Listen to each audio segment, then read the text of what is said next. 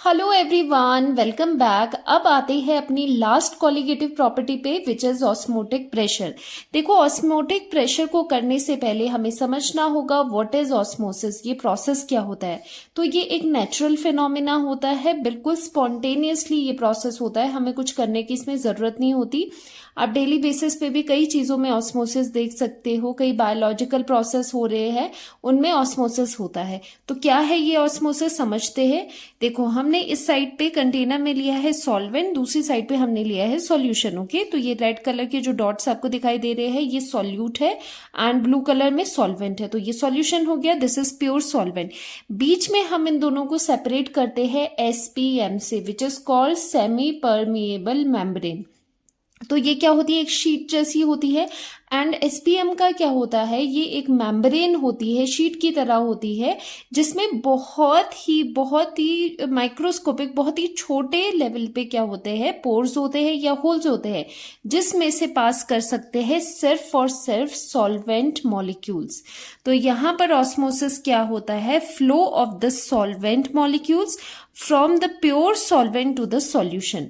Solvent side से जो solvent move कर रहे हैं toward the solution through the semi permeable membrane, इसी फिनोमिना को हम कहते हैं ऑस्मोसिस। तो यहां पर क्या हो रहा है, जो सॉल्वेंट है वो यहां से फ्लो कर रहे हैं, ठीक है, वो यहां से थ्रू दिस मेम्ब्रेन ये पास कर रहे हैं। एंड जो एसपीएम है, सेमी परमिएबल मेम्ब्रेन, एक शीट की तरह होती है, जैसे ये एक शीट है, और इसमें क्या होगे, बहुत ही छोटे छोटे पोर्स होंगे, बहुत ही स्मॉल पोर्स होंगे। एंड एसपीएम की खास बात क्या है, इससे सॉल्वेंट पास होता है, सॉल्वेंट पास होगा, सोल्यूट पास नहीं होगा। क्यों ऐसा होता है, बिकॉज जो सॉल्वेंट का साइज बड़ा होता है, सॉल्वेंट का साइज छोटा होता है तो ये पास कर जाता है। एंड जो सॉल्यूट होता है वो कंपैरेटिवली लार्ज साइज का होता है, जो इन पोर्स से पास नहीं हो पाता। तो ये चीज आप ध्यान रखिएगा, जो एसपीएम होता है, सेमी परमिएबल मेम्ब्रेन होती है, इससे पास क्या होगा, ओनली सॉल्वेंट मॉलिक्यूल्स, सिर्फ और सिर्फ सॉल्वेंट मॉलिक्यूल्स पास होंगे इससे। और यहां से जो ये पास हो रहा है solvent molecules through semi permeable membrane, this is osmosis. तो ये पूरा सेटअप आपको ऑस्मोसिस का यहां पर दिखाया है कि सॉल्वेंट साइड से सॉल्यूशन साइड में जा रहे हैं आपके जो भी सॉल्वेंट के मॉलिक्यूल्स है। ओके, सो ऑस्मोसिस क्या है, flow of the solvent from the pure solvent to the solution through this SPM semi permeable membrane is called osmosis. ठीक है, ये चीज होगी। अब आपको लगता है कि जो ऑस्मोसिस है इसकी इतनी सिंपल डेफिनेशन है, लेकिन पता क्या होता है कि आप कंफ्यूज हो जाते हो, कई जगह पढ़ते हो बुक्स में, अलग अलग तरीके से, अलग अलग पॉइंट ऑफ व्यू से वहां पर क्या है, ऑस्मोसिस की डेफिनेशन दी है, जो कि बिल्कुल सही है हर जगह, लेकिन आपको समझना होगा कि ये डेफिनेशंस में कहाँ डिफरेंस आता है।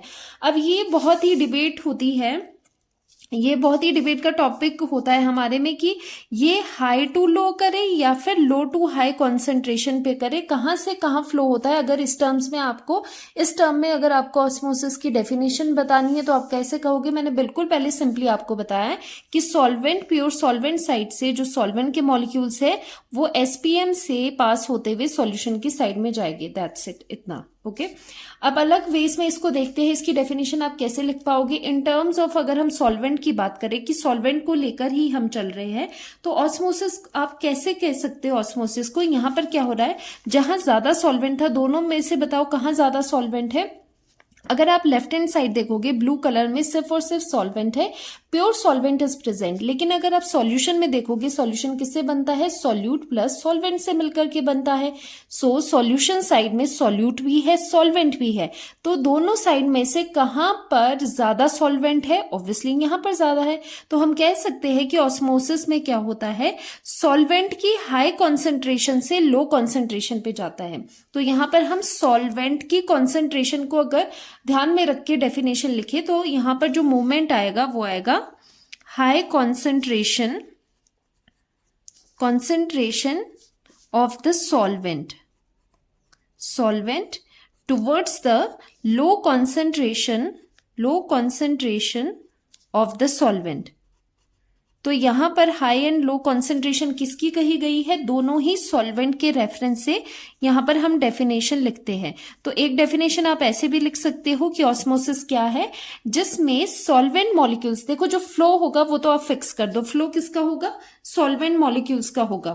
तो यहाँ पर होगा सॉल्वेंट मॉलिक्यूल्स या फिर पार्टिकल्स विल फ्लो कहां से कहां तक, high concentration of the solvent towards the low concentration of the solvent. ये एक बात होगी, आपको यहां से ये चीज तो समझ आ गई।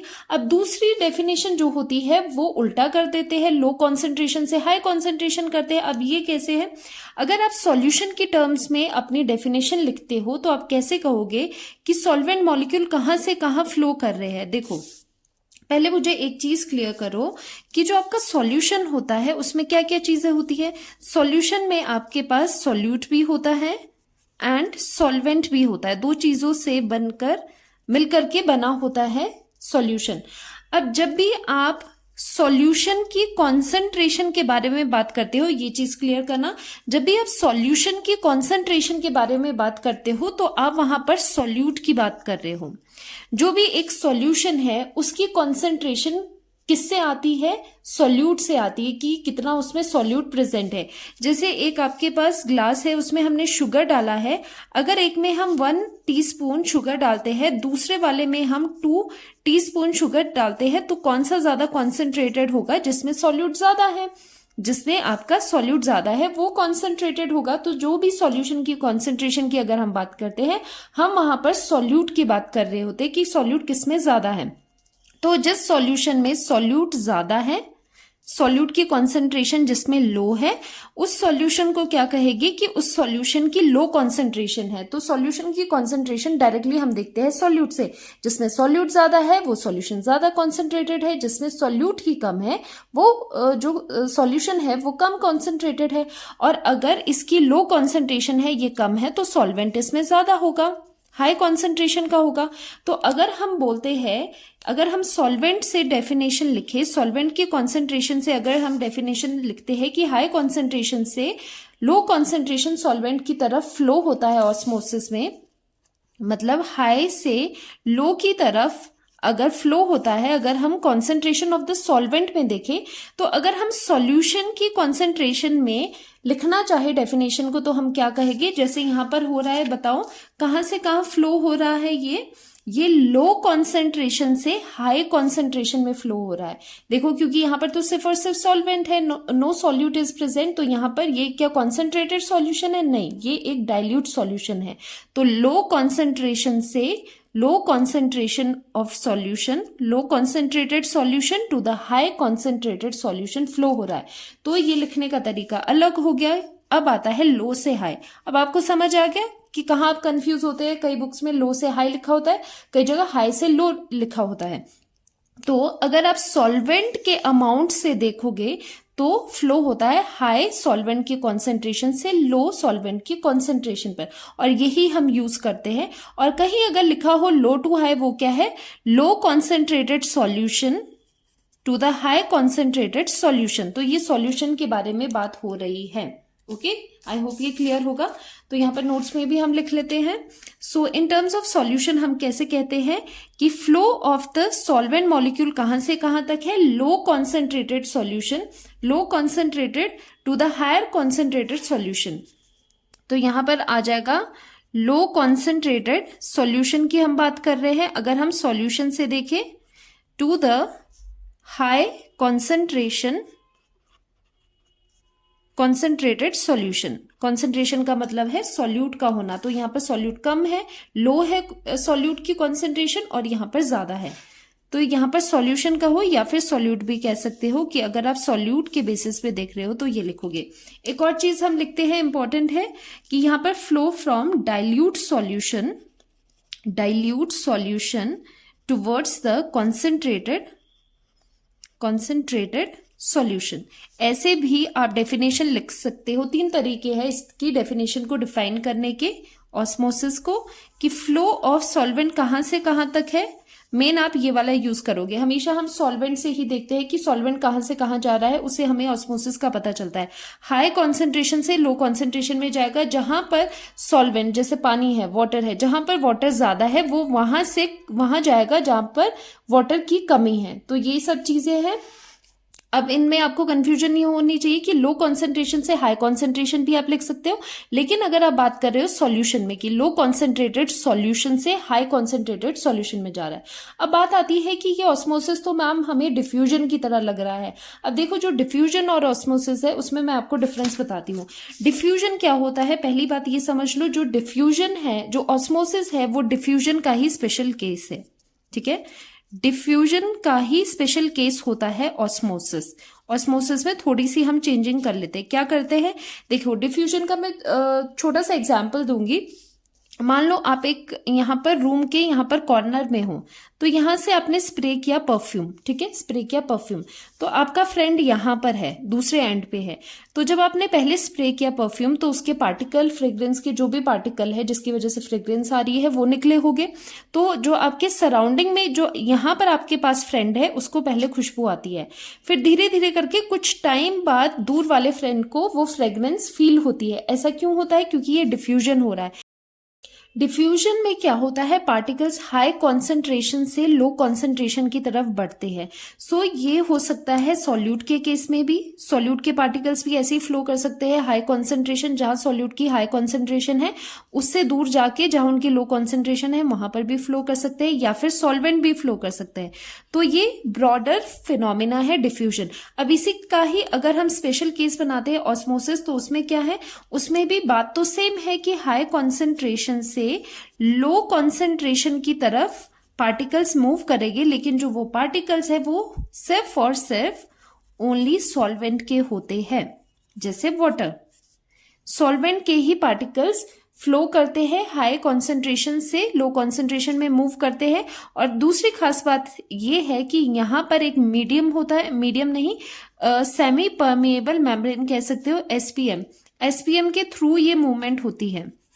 यहाँ पर तो कुछ भी ऐसा एसपीएम की तरह नहीं है, कोई भी सेमी परमेएबल मेम्ब्रेन नहीं है डिफ्यूजन में। तो हमने इसको मॉडिफाई कर लिया, डिफ्यूजन को ही मॉडिफाई करके हमने ऑस्मोसिस बना दिया। डिफरेंस यहाँ पर दो चीजें हैं, यहाँ पर ओनली फ्लो जो होगा सॉल्वेंट के पार्टिकल्स का होगा। दूसरी बात, जो ये फ्लो करेगी ये एसपीएम के थ्रू फ्लो करेगी, एक सेमी परमेएबल मेम्ब्रेन जो है उसके थ्रू इनको मूव करना है, फ्लो करना है। तो ये दोनों इनमें डिफरेंस है, दोनों में स्पेशल केस है ऑस्मोसिस डिफ्यूजन का। ओके, तो अब यहां पर आते हैं, ये तो चीजें आपको समझ आ गई, अभी मैंने ये आपको करवाई है। एसपीएम के बारे में एक बार पढ़ लेते हैं नोट्स में। एसपीएम होता है semi permeable membrane. These are the membranes through which only solvent, तो यहाँ पर ओनली सॉल्वेंट को अलाउ है। वैसे नेम से ही आपको पता चल रहा है सेमी परमिएबल मेम्ब्रेन। तो ये ऐसी मेम्ब्रेन है जो परमिट करती है कुछ एक चीजों को ही, सभी को नहीं पास करेगी। तो ये यहां से मूव कर सकती है कुछ एक ही सिलेक्टिव चीजें, जैसे कि सॉल्वेंट। अब इसका एग्जाम्पल आप ऐसे देख सकते हो, जब आप चाय बनाते हो तो उसको स्ट्रेन करते हो, जो आपका स्ट्रेनर है, जो आपकी छन्नी है, उसे आप एसपीएम की तरह सोच सकते हो। तो जब आप स्ट्रेन करते हो चाय को तो लिक्विड नीचे आ जाता है, और जो भी उसके इंग्रेडिएंट्स होते हैं सॉलिड वाले, जिनका साइज ज्यादा है, वो ऊपर ही रह जाते हैं। तो इस तरह से एसपीएम भी काम करता है बहुत ही माइक्रोस्कोपिक लेवल पे।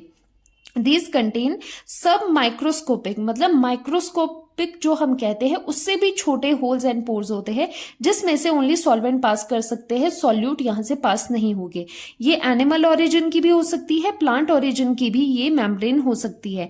जैसे एनिमल मेम्ब्रेन्स है, पिग की मेम्ब्रेन है, वो भी एक एसपीएम का काम करती है। पार्चमेंट पेपर है, वो भी एसपीएम में आ जाता है। सेलोफेन जो कि एक सिंथेटिक मेम्ब्रेन है, वो भी एसपीएम होती है, सेमी परमिएबल मेम्ब्रेन। तो यहां पर हमने क्या सीखा, जो सेमी परमिएबल मेम्ब्रेन है उसमें से क्या होगा, उसमें से सॉल्वेंट पास करेंगे, सॉल्वेंट उसमें से पास करेंगे, और सॉल्यूट पास कौन से करेंगे, सॉल्वेंट के मॉलिक्यूल्स पास करेंगे, एंड सॉल्यूट के मॉलिक्यूल्स उसमें से पास नहीं कर सकते। अब देखिए ऑस्मोटिक प्रेशर क्या होता है। अभी तक हमने ऑस्मोसिस करा है, एसपीएम क्या होता है उसके बारे में सीखा है, डिफ्यूजन एंड ऑस्मोसिस में क्या डिफरेंस है वो क्लियर करा है। अब आता है ऑस्मोटिक प्रेशर जिसे हम डिनोट करते हैं पाई से। ये 3.14 मैथमेटिक्स वाला पाई नहीं है, ये रिप्रेजेंट होता है यहाँ पर ऑस्मोटिक प्रेशर को रिप्रेजेंट करता है। ये प्रेशर है जिसे पाई से डिनोट करते हैं। अब देखो ऑस्मोटिक प्रेशर क्या होता है, बिल्कुल मैं सिंपली आपको बताऊंगी, घुमा फिरा के नहीं डेफिनेशन बताऊंगी, पहले समझो। ऑस्मोटिक प्रेशर वो प्रेशर है जो कि स्टॉप करता है ऑस्मोसिस को। ऑस्मोटिक प्रेशर पर जब ये पाई अचीव हो जाता है, ये वो वाला प्रेशर है जिस पर ऑस्मोसिस स्टॉप हो जाता है, कोई भी flow of the solvent towards the solution नहीं होगा। सिंपली बात, ठीक है, कोई भी हम लंबा चौड़ा नहीं करेंगे, सिंपल बात है, वो प्रेशर जहां पर ऑस्मोसिस स्टॉप होता है। अभी आपका इस साइड सॉल्वेंट है, सॉल्यूशन इस साइड है, ऊपर हम क्या कर लेते हैं, इसके ऊपर हम पिस्टन सी लगा देते हैं, ठीक है, फ्री है, कोई भी प्रेशर ऊपर नहीं है, सिर्फ इसके ऊपर जो प्रेशर है वो क्या है, एक्सटर्नल जो प्रेशर है एटमॉस्फेरिक प्रेशर वो ही इसके ऊपर है, ठीक है, जो कि आप एटीएम भी लिख सकते हो, एटमॉस्फेरिक प्रेशर। एटमॉस्फेरिक प्रेशर जो एटमॉस्फेयर की वजह से ऊपर से लग रहा है, सिर्फ और सिर्फ वो इन दोनों के ऊपर है। अब हम क्या करते हैं, अगर हम यहां पर एडिशनल प्रेशर लगाए, यहां पर हम पाई प्रेशर लगाए which is called the osmotic pressure. ये पाई क्या है यहां पर, ऑस्मोटिक प्रेशर, ऑस्मोटिक प्रेशर। जब हम सॉल्यूशन साइड पे एक प्रेशर लगाए, कैसा प्रेशर, जिसकी वजह से ऑस्मोसिस बंद हो जाए, उसी को ही हम ऑस्मोटिक प्रेशर कहते हैं। तो ऑस्मोटिक प्रेशर क्या है, वो प्रेशर जिस पर से जो आपकी जो ये पाए है, this is the osmotic pressure, and इसकी खास बात क्या है, इस पर हो जाएगा ऑस्मोसिस, ऑस्मोसिस स्टॉप्स। बहुत ही इंपॉर्टेंट चीज है कि ऑस्मोटिक प्रेशर वो प्रेशर होता है जिस पर ऑस्मोसिस ही खत्म हो जाए, ऑस्मोसिस ही स्टॉप हो जाए। अब इसको समझो, ये क्यों कह रहे हैं कि यहाँ पर वो प्रेशर जो कि ऑस्मोसिस को रोक दे उसको ही हम ऑस्मोटिक प्रेशर कहते हैं, एंड वो अप्लाई भी सॉल्यूशन साइड पे ही होना है, यहाँ पर नहीं करना है। This is the extra pressure या फिर एक्सेस प्रेशर जो हम यहाँ सॉल्यूशन साइड पे लगा रहे हैं, सो दैट सॉल्वेंट साइड से फ्लो करके सॉल्वेंट मॉलिक्यूल सॉल्यूशन की तरफ ना आए, that is called the osmotic pressure. अब देखो, जब पहले सिनेरियो था, पहले क्या था, यहां से सॉल्यूशन साइड पे, सॉल्वेंट साइड से सॉल्यूशन साइड पे सॉल्वेंट आ रहे थे, ठीक है, ऑस्मोसिस हो रहा था, तो यहां से तो कॉन्सेंट्रेशन कम हो रही है, ठीक है, कॉन्सेंट्रेशन नहीं, यहां से तो अमाउंट सॉल्वेंट का कम हो रहा है, लेकिन दूसरी साइड वो लगातार सॉल्वेंट जा रहा है सॉल्यूशन की side, this is solution side, this is solvent side. तो यहां पर तो सॉल्वेंट का अमाउंट बढ़ रहा है, तो ये अमाउंट यहां पर ऐसे बढ़ जाएगा। तो इसीलिए हम ऊपर से क्या करते हैं, ऊपर से हम प्रेशर लगाते हैं, प्रेशर एक्सर्ट करते हैं, ऑस्मोटिक प्रेशर आप कह सकते हो, जो एडिशनल प्रेशर आप यहां पर लगा रहे हो, इसे नीचे कर रहे हो, सो दैट यहां से ये इक्वल हो जाए और फर्दर एक इक्विलिब्रियम मेंटेन हो जाए। आप कह सकते हो कि इक्विलिब्रियम मेंटेन हो जाता है, जिससे ये जो ट्रांसफर हो रहा था, सॉल्वेंट यहां आ रहे थे, वो आना बंद हो जाए। तो ऐसी सिचुएशन में जब सॉल्वेंट का सॉल्यूशन में आना रुक रहा है, ये क्रॉस हो रहा है, ये चीज नहीं हो पा रही है सेमी परमेबल मेम्ब्रेन से, तो हम कहते हैं कि ऑस्मोसिस स्टॉप हो रहा है, ऑस्मोसिस नहीं हो रहा है। तो इसी कंडीशन पे जो ये प्रेशर आपने लगाया है, this is called osmotic pressure. तो सिंपल वर्ड्स में ऑस्मोटिक प्रेशर वो प्रेशर होता है जो कि रोकता है ऑस्मोसिस को, एंड ये कहाँ आप लगाएंगे, सॉल्यूशन साइड पे। अब आपको ये चीज भी क्लियर हो गई होगी कि सॉल्यूशन साइड पे ही ऑस्मोटिक प्रेशर क्यों कह रहे हैं, क्योंकि ऑब्वियसली यहां पर जो अमाउंट है कहां बढ़ रहा है, सॉल्वेंट से सॉल्यूशन साइड में अगर मॉलिक्यूल जाएंगे तो सॉल्यूशन साइड में ज्यादा अमाउंट हो जाएगा सॉल्वेंट का, ठीक है, ज्यादा हो जाएगा।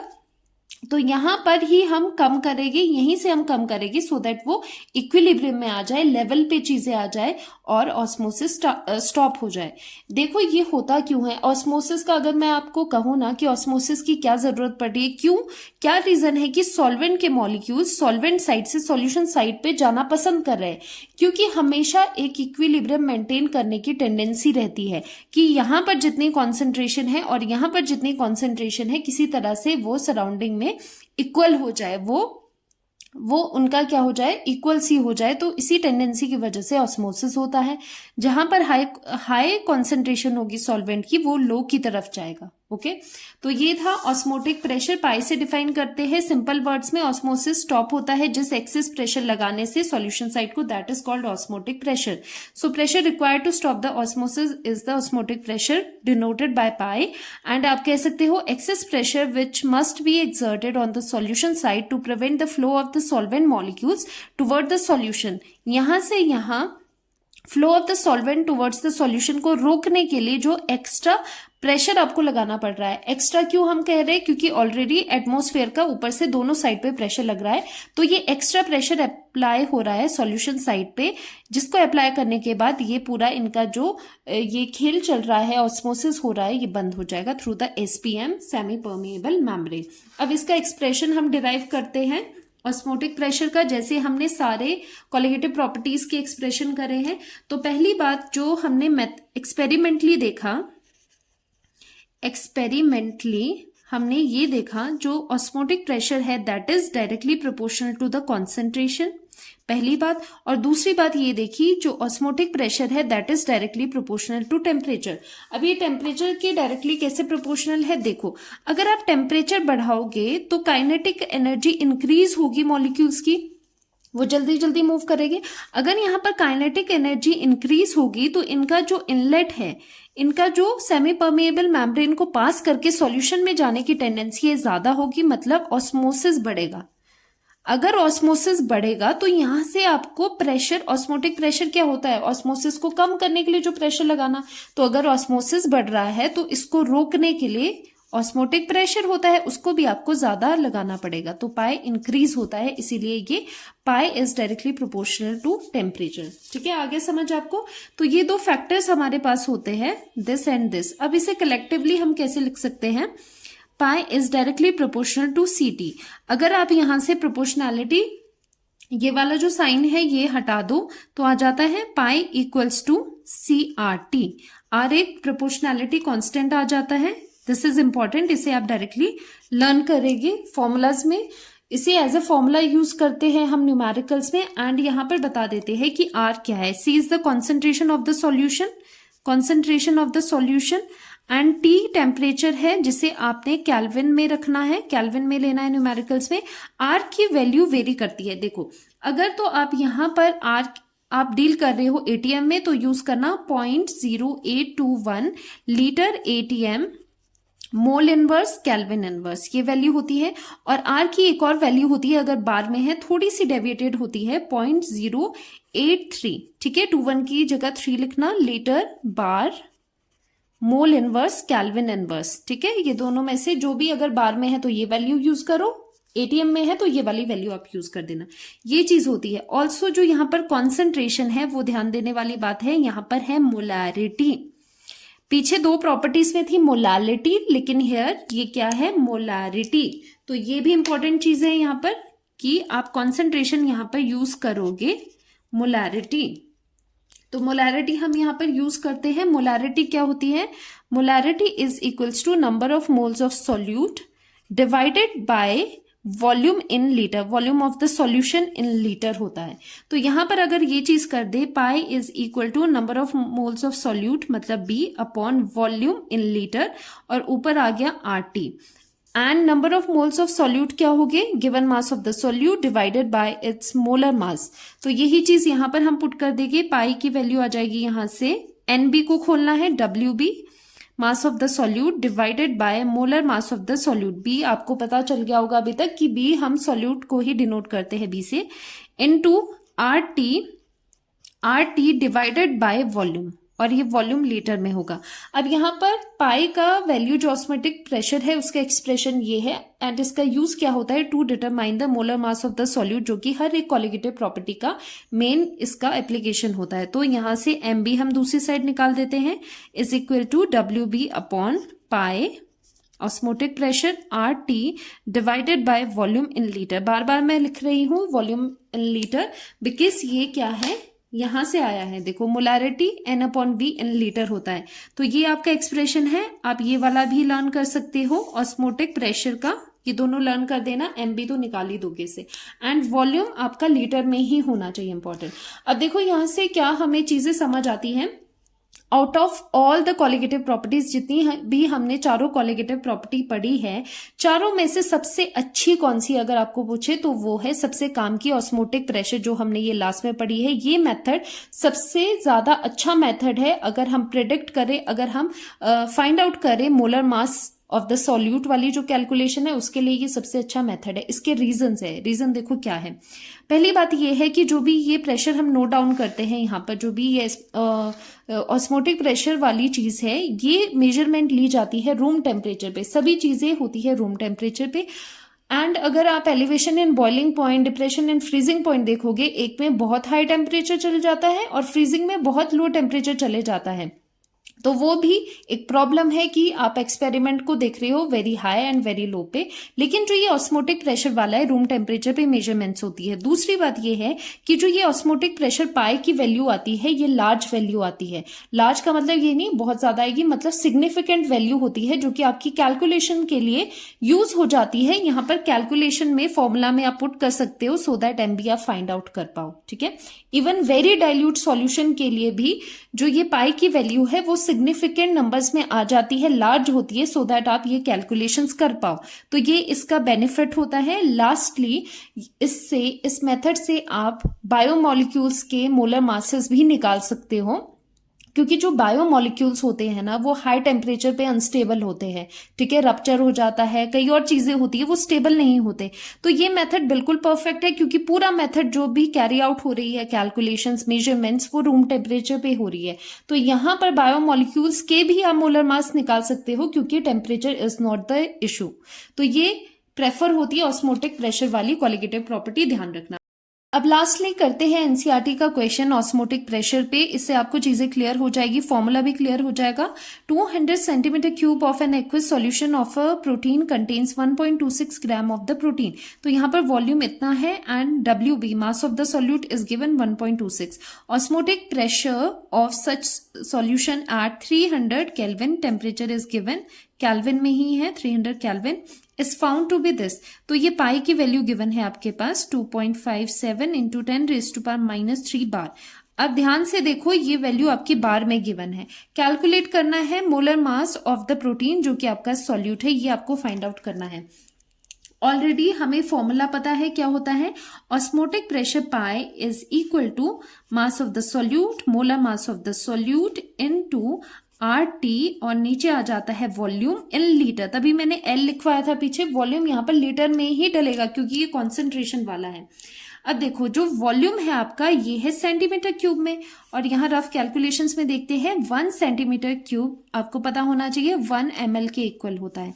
तो यहाँ पर ये 200 ml गिवन है, ठीक है, ये आ गया समझ। लेकिन लीटर में चाहिए तो क्या करोगे, लीटर में लाने के लिए इसे आप 1000 से डिवाइड कर दोगे, 200 डिवाइडेड बाय 1000, तो ये आ जाता है आपके पास 0.2 लीटर। तो लीटर में भी आ गया वॉल्यूम। एंड R की कौन सी वैल्यू यूज करोगे, देखो R की मैंने 2 वैल्यूज आपको बताई थी, लेकिन यहाँ पर बार है तो हम बार वाली वैल्यू यूज करेंगे, 83 वाली, 0.083 बार वाली, ठीक है। बार ATM, लीटर बार, ATM वाली नहीं, बार वाली, litre ATM, kelvin inverse, mole inverse, ये वाला होता है। और अगर ये यहाँ पर प्रेशर बार में नहीं होता, ATM में होता, 0.0821 आप करते, ठीक है। इस चीज का आप ध्यान देंगे, तो मैं यहाँ पर इसको स्टार बना देती हूँ, इस चीज का आप ध्यान दोगे, ये बार वाली वैल्यू आप यहाँ पर यूज करोगे। एंड यहाँ पर टेम्परेचर भी सब गिवन है। मोलर मास को ऊपर ले जाएंगे, molar mass of the B is equals to 1.26 into R की value 0.083 into temperature 300 is given, divided by value कितनी है ऑस्मोटिक प्रेशर की 2.57 इंटू 10⁻³ एंड इंटू यहाँ पर जो वॉल्यूम था वो कितना ले गया आप, अब लीटर वाला वॉल्यूम ये यूज करोगे 0.2 litre. Okay, so molar mass जो निकल करके आपके पास आएगा वो आएगा 61,022 ग्राम पर मोल। ठीक है, ये कैलकुलेट करके ये आपके पास आंसर आ जाएगा। तो इस तरह से हम मोलर मास भी निकाल सकते हैं। आप देख पा रहे हो यहाँ पर हम प्रोटीन का, किसका मोलर मास निकाल रहे हैं, प्रोटीन का निकाल रहे हैं, बायोमोलिक्यूल्स का निकाल रहे हैं। तो जो ऑस्मोटिक प्रेशर है, ये वाली जो प्रॉपर्टी है, ये मेथड है डिटर्मिनेशन ऑफ मोलर मास का, ये सबसे परफेक्ट है। इवन बायोमोलिक्यूल्स के भी आप देखो यहाँ पर इस तरह से मोलर मासेस निकाल सकते हो। सो यहाँ तक हमने फाइंड आउट कर लिया है पाई का रिलेशन, ऑस्मोटिक प्रेशर का एक्सप्रेशन क्या होता है। अब आपका रहता है रिवर्स ऑस्मोसिस, आइसोटोनिक, हाइपरटोनिक, वो वाले सॉल्यूशन के बारे में, एंड हम वो भी डिस्कस करने वाले हैं कि जो ऑस्मोसिस डेली लाइफ में कहाँ देखने को मिलता है। तो वो भी काफी इंटरेस्टिंग लेक्चर रहने वाला है। एंड अगर आपको ये लेक्चर अच्छा लगा हो, आपके जो फीडबैक है आप कमेंट सेक्शन में दे सकते हो। तो अच्छे से पढ़ाई कीजिए, मिलते हैं नेक्स्ट लेक्चर में। Bye bye, see you.